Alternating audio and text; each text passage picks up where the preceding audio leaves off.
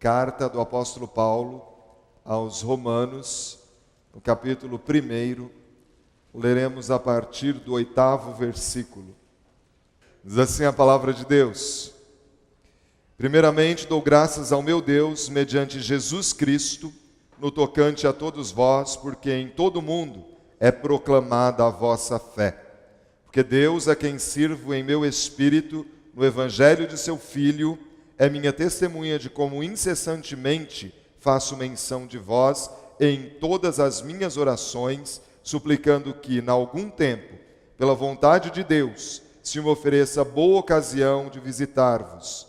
Porque muito desejo ver-vos, a fim de repartir convosco algum dom espiritual, para que sejais confirmados, isto é, para que em vossa companhia reciprocamente nos confortemos por intermédio da fé mútua, vossa e minha. Porque não quero, irmãos, que ignoreis que muitas vezes me propus ir ter convosco, no que tenho sido até agora impedido, para conseguir igualmente entre vós algum fruto, como também entre outros gentios. Pois sou devedor, tanto de gregos como a bárbaros, tanto a sábios como a ignorantes. Por isso, quanto está em mim, estou pronto a anunciar o evangelho também a vós outros em Roma.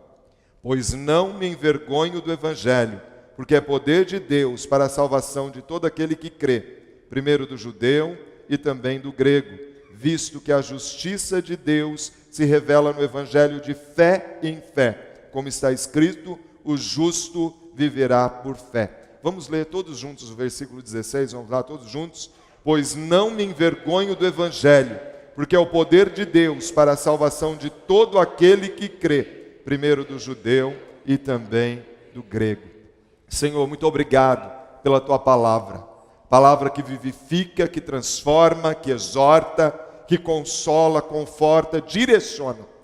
Senhor, neste momento que ela é lida, eu clamo que o Senhor venha desvendar os nossos olhos, para que nós possamos contemplar as maravilhas da tua lei. Que o Senhor mesmo repreenda toda a astúcia de Satanás e seus demônios, que queira trazer acusação, peso, barreira, neste momento, que seja desfeita toda artimanha maligna, e nós invocamos o teu falar, Espírito de Deus. Nós queremos agora a palavra revelada, a palavra que vem do trono da graça, para abençoar o teu povo.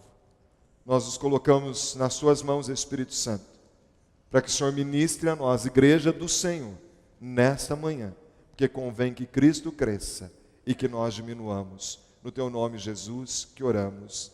Amém e amém. Contam que certa vez um homem, estando no barbeiro, e porque era cristão, ele aproveita aquele momento, enquanto o seu cabelo estava sendo cortado, para falar do amor de Jesus para aquele barbeiro. Ele começa a dizer que Jesus é o Salvador, que Jesus é o único caminho, que Jesus é libertador, que Jesus é aquele que muda realidades. E de repente, aquele barbeiro o interrompe e diz: olha, como você pode crer numa coisa dessas? Deus não existe. Tudo isso que você está falando é uma mentira. Ter enviado Jesus para ser o Salvador, para ser o caminho, porque se Deus existisse, não teriam tantas pessoas sofrendo, em tristeza, em angústia, pessoas miseráveis, crianças morrendo de fome, muitas nascendo deficientes. Se Deus existisse, não aconteceria isso.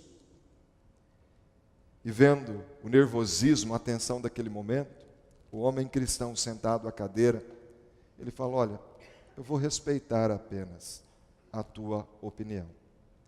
O barbeiro termina de cortar o cabelo, ele paga e ele vai saindo daquela barbearia. E quando ele olha de frente à porta, estava ali um andarilho, um homem todo sujo, maltrapilho, cabeludo, com a barba enorme, toda espetada, mal cheiroso, mal cuidado. E ele vira e diz: barbeiro, eu não acredito que barbeiros existem. Não existem barbeiros. Eu não posso acreditar que barbeiros existem. Ele falou assim, mas por quê? Ele falou, olhe para aquele homem. Se barbeiros existissem, ele não estaria daquele jeito. Mal cuidado, cabeludo, a barba toda espetada. Barbeiros não existem. Eu não posso acreditar que barbeiros existem. E o barbeiro diz, olha, ele está daquele jeito porque ele quer. Porque se viesse a mim, eu cuidaria dele. Ele falou, está entendendo a mensagem? Jesus, ele já veio. Nós que não temos atendido ao convite dele, se nós formos a ele, nós vamos compreender que Deus existe. E foi ele mesmo que disse, o reverendo Osni pregou aqui outro dia, vinde a mim, todos vós que estáis cansados e sobrecarregados, e eu vos aliviarei. Tomai sobre vós o meu jugo e aprendei de mim, porque sou manso e humilde de coração, e vocês vão encontrar descanso para a vossa alma. Irmãos e irmãs, nós estamos num momento muito importante da vida da igreja, que é a estação da evangelização. Mas eu volto a repetir aquilo que o reverendo Osni tem dito. Nós não precisaríamos ter uma estação da evangelização. Evangelizar tem que estar no nosso DNA. Tem que ser a nossa atitude, a nossa vivência. Mas, infelizmente, nós temos vivido uma época que muitas pessoas têm se acovardado e têm vergonha de dizer que são crentes em Jesus. Muitas pessoas têm se envergonhado do Evangelho. Há um tempo, atendendo um moço, eu me lembro que ele disse para mim o seguinte, pastor, eu não tenho vergonha de andar pela cidade com o som do meu carro alto, numa música secular. Mas eu tenho vergonha de colocar uma música gospel, por exemplo. Quando eu ouço um relato desse, normalmente eu penso em incoerência. Porque teoria está sendo diferente da prática. E quando teoria e prática não andam juntas, ou uma ou outra está errada. E nesse caso, a teoria não está errada, está faltando prática. Estamos na estação da evangelização e nós temos então, esta semana, para nos inscrevermos, e não apenas inscrever, mas fazer os lares de paz e milagres. Eu fico pensando qual vai ser a minha atitude e a sua atitude. Porque imagino que muitas pessoas não querem fazer o lar de paz e milagres porque têm vergonha do Evangelho. E a minha pergunta é, esta é a tua atitude diante desse desafio? Ou vai ser uma atitude de ousadia, de dependência do Espírito Santo de Deus? O apóstolo Paulo, a partir do momento que ele recebe a Jesus como seu Salvador, ele é um apaixonado na proclamação do Evangelho.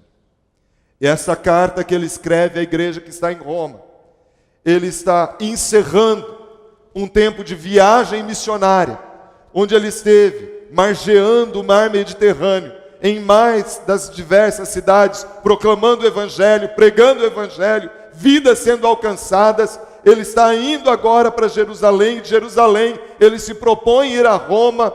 Ele escreve então esta carta para a igreja de Roma. Não é uma igreja que ele havia plantado, pelo contrário, ele nem havia estado ainda em Roma. A carta aos romanos é uma apresentação a eles. Irmãos, olha, eu estou escrevendo para vocês, para que vocês possam compreender quem eu sou. E ele diz, olha, crentes romanos, da cidade de Roma, eu não me envergonho do Evangelho. Eu tenho convicção no meu coração que este Evangelho é poder de Deus para todo aquele que crê. E por isso eu prego e eu proclamo. Porque esse Evangelho transforma vidas, muda realidades. Paulo escrevendo então essa carta, no versículo 14, ele diz, eu sou devedor. No versículo 14 diz: pois sou devedor, tanto a gregos como a bárbaros, tanto a sábios como a ignorantes. Irmãos, nós temos duas formas aqui de ter uma dívida. Uma dívida é quando você compra alguma coisa ou pega algum dinheiro emprestado e você não paga. Você tem uma dívida. Mas há uma segunda forma. É quando alguém entrega nas nossas mãos um objeto para que seja entregue a outra pessoa. Nós somos aqueles que vamos levar este objeto. É como se eu tivesse ido a algum lugar, alguém desse um relógio para mim, por exemplo, e falasse: olha, você pode usar esse relógio na viagem, mas quando você chegar em Londrina, você vai entregar para o reverendo Osni esse relógio. É dele, é para ele.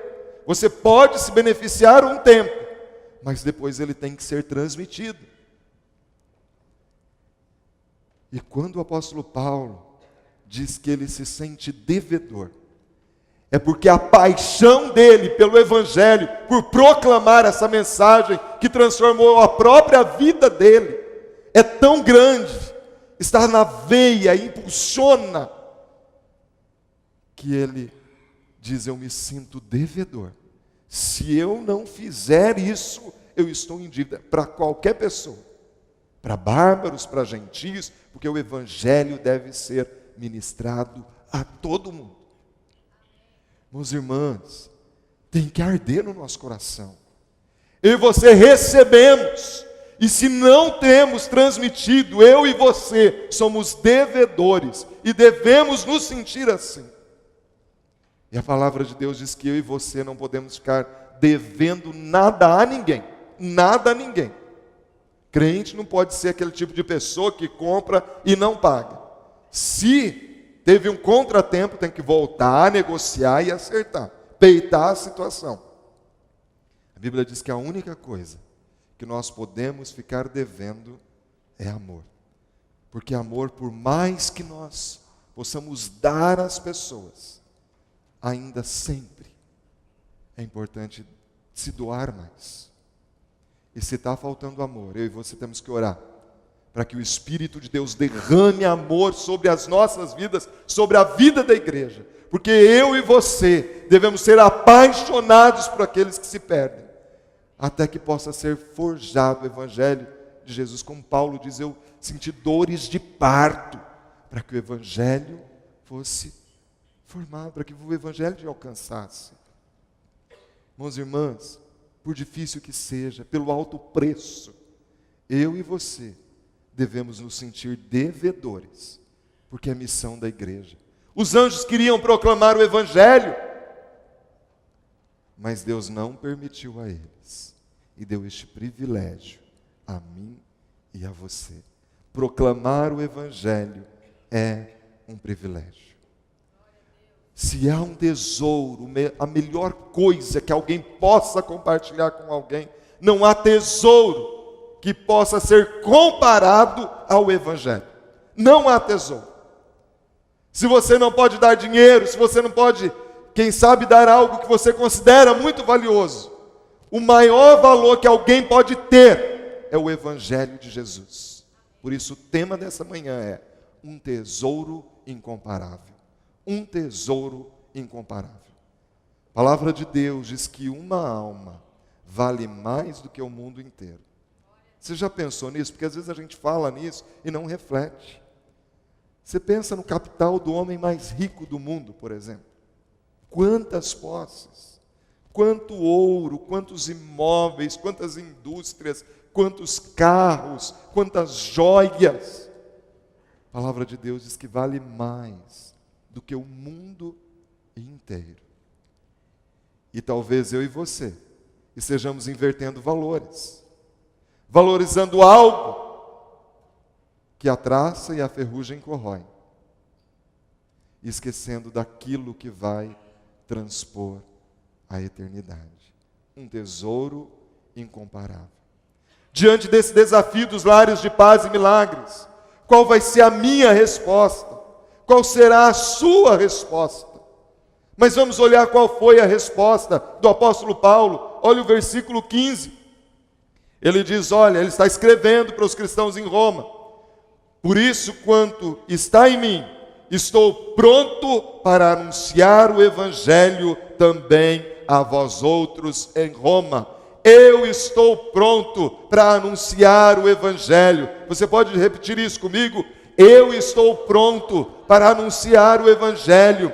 De novo, eu estou pronto para anunciar o evangelho. Vire para o irmão que está do lado e diga, você está pronto para anunciar o evangelho? Você está pronto para anunciar o evangelho. Meus irmãos, alguma coisa você já conhece do evangelho de Jesus. Alguma coisa você conhece. Você não precisa ser um teólogo. Você não precisa ser um PhD em teologia. Fale. Abre a tua boca que está enxerentes da palavra. Se propõe a ir. Como crerão se não há quem pregue? Estou pronto para anunciar o evangelho. Irmãos e irmãs, esse tesouro incomparável é o próprio Cristo. O evangelho é o próprio Cristo.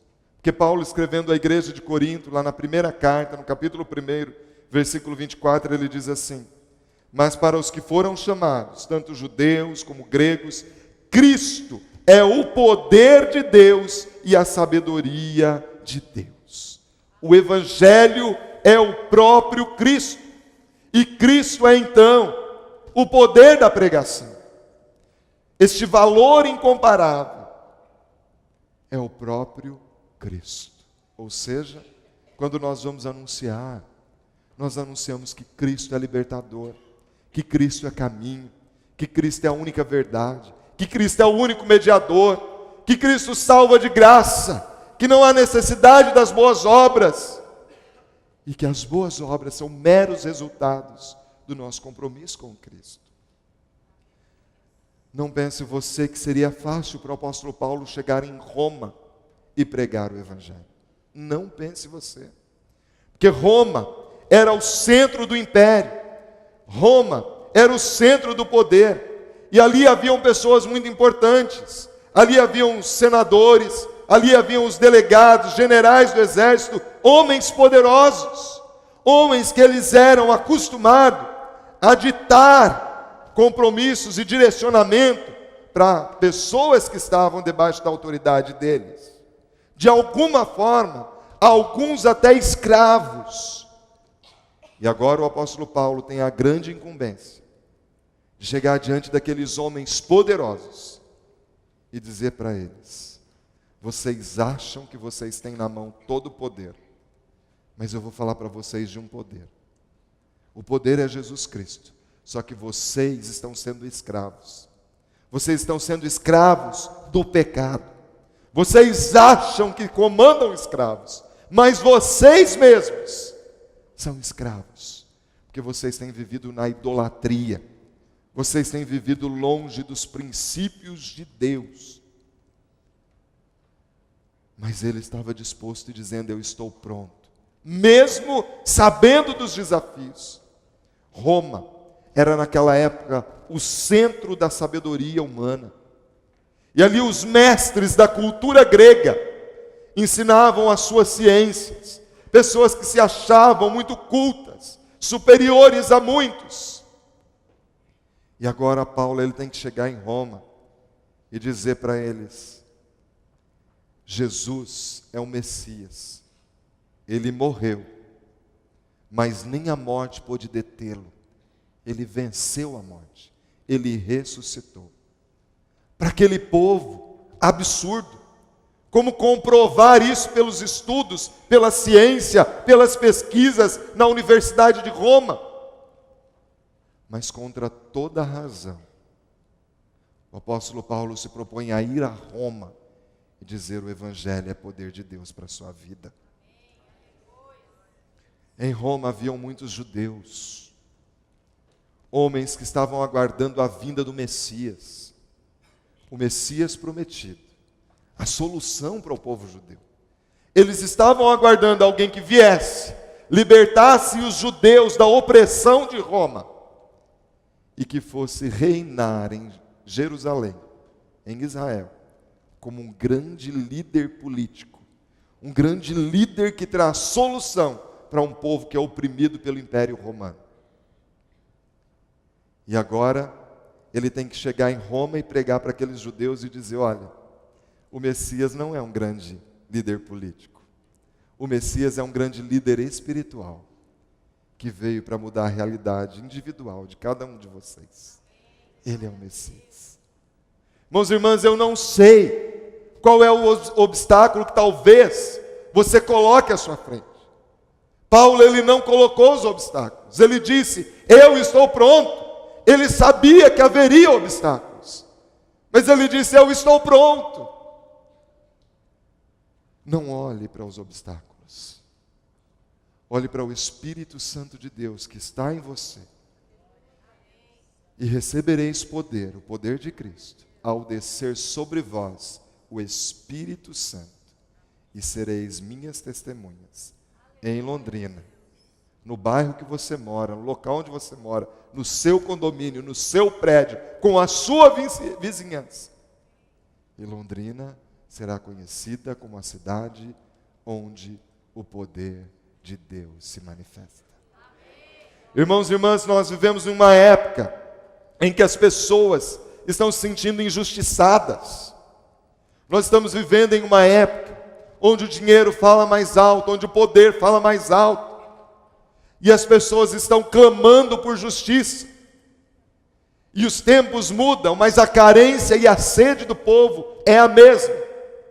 Porque Paulo, escrevendo ali aos cristãos que estavam em Roma, no versículo 17, ele fala exatamente disso. Ele diz: visto que a justiça de Deus se revela no Evangelho. A justiça de Deus se revela no Evangelho. Embora as pessoas estivessem clamando por justiça, e nos nossos dias também não é diferente, cada grupo brigando por justiça, querendo defender os seus direitos, o apóstolo Paulo diz: olha, há uma justiça que é soberana, que é superior a tudo, é a justiça de Deus. E de que justiça o apóstolo Paulo estava falando? Irmãos e irmãs, sem Jesus, o nosso destino é o inferno. A justiça de Deus, fazer justiça, é todos nós sermos lançados no inferno. Isso seria justiça.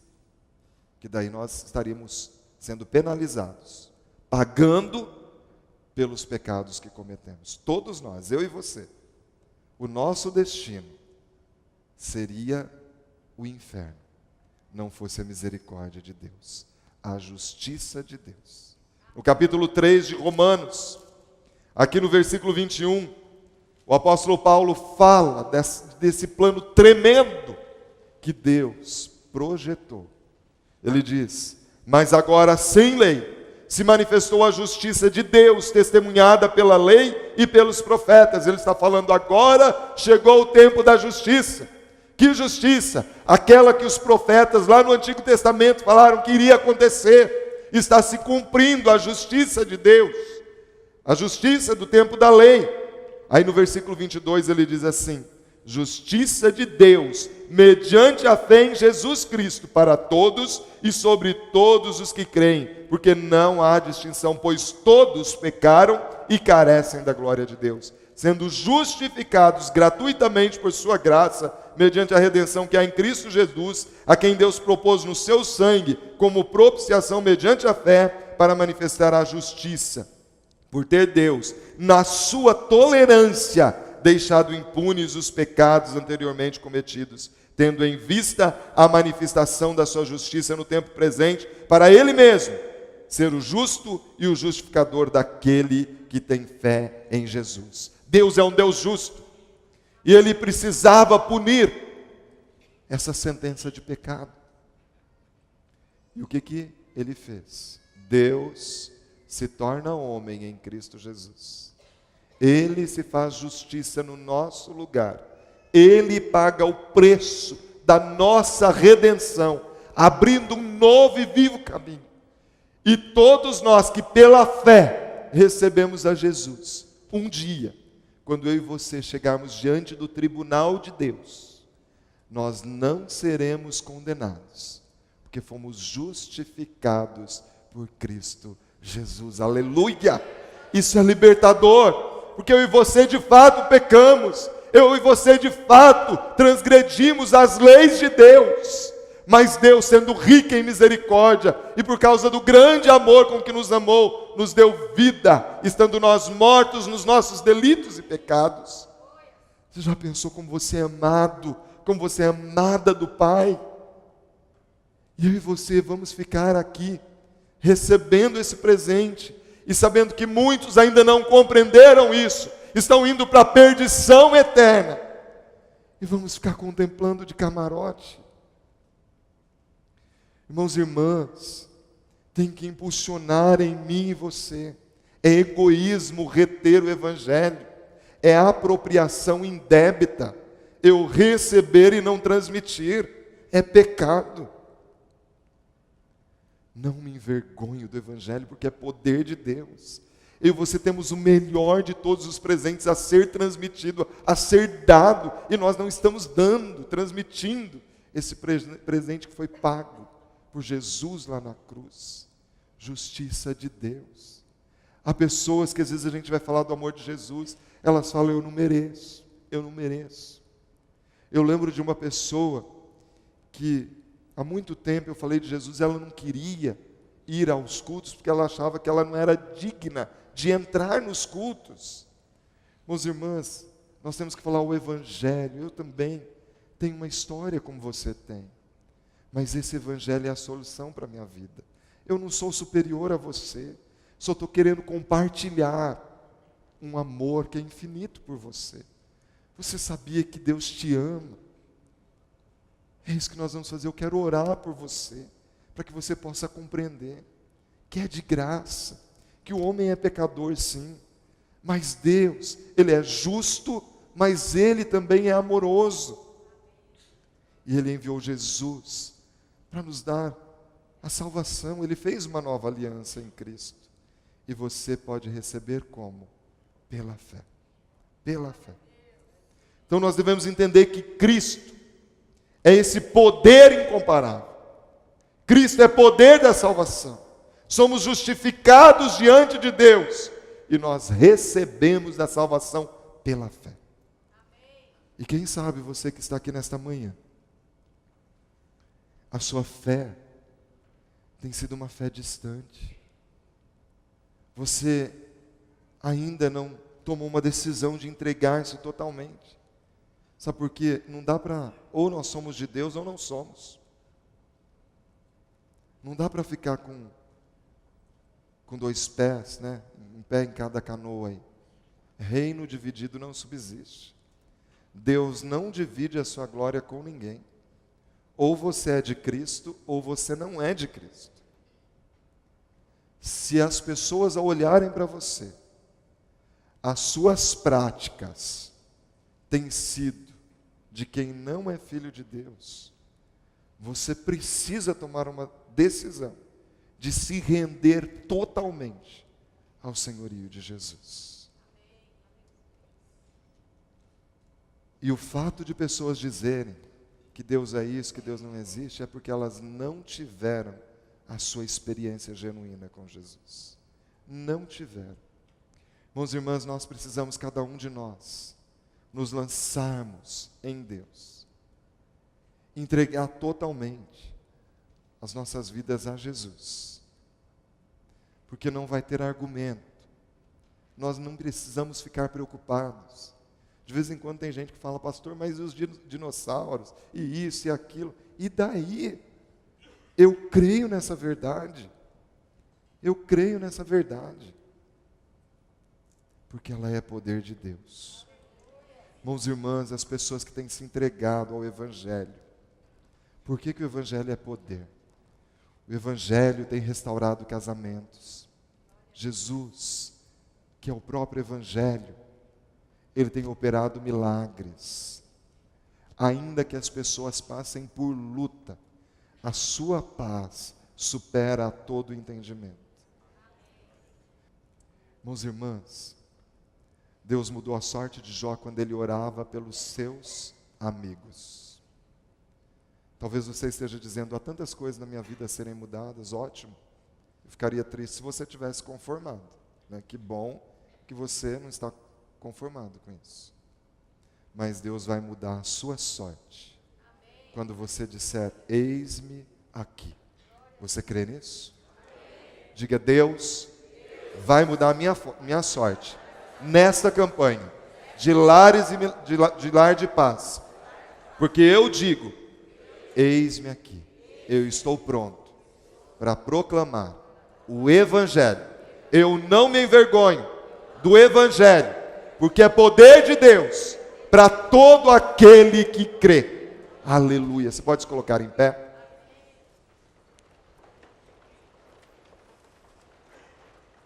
Senhor amado, a Tua palavra foi transmitida, Senhor. E agora, em nome de Jesus, eu lhe peço que ela cumpra o fim designado pelo Senhor. Em nome de Jesus. Amém.